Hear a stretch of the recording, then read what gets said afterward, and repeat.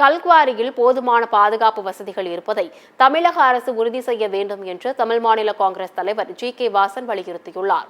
மே தினத்தையொட்டி சென்னை ஆழ்வார்பேட்டையில் உள்ள தமாக கட்சி அலுவலகத்தில் துப்புரவு பணியாளர்களுக்கு ஜி.கே. வாசன் நலத்திட்ட உதவிகள் வழங்கினார்.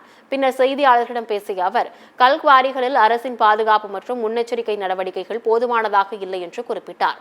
காவிரி நீர் விவகாரத்தில் கர்நாடக அரசின் பிடிவாத போக்கு ஏற்புடையது அல்ல என்றும் அவர் கூறினார். திமுக அரசு டெல்டா விவசாயிகளின் எண்ணத்தை பிரதிபலிக்க தவறிவிட்டதாகவும் அவர் தெரிவித்தார்.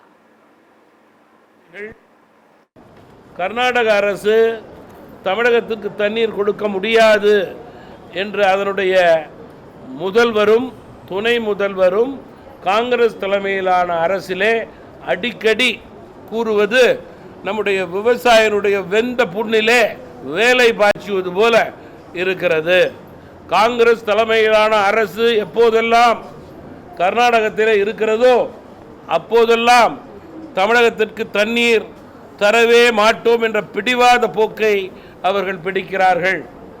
இங்கே தமிழகத்திலே கூட்டணி அரசியல், வாக்கு வங்கி அரசியலுக்காக திராவிட முன்னேற்ற கழகத்தினுடைய முதல்வரும் அத்துறையினுடைய அமைச்சரும் கர்நாடக அரசை வற்புறுத்துவதே கிடையாது. நம்முடைய விவசாயிகளுடைய எண்ணங்களை பிரதிபலிக்க தவறிய அரசாக திமுக அரசு செயல்படுகிறது.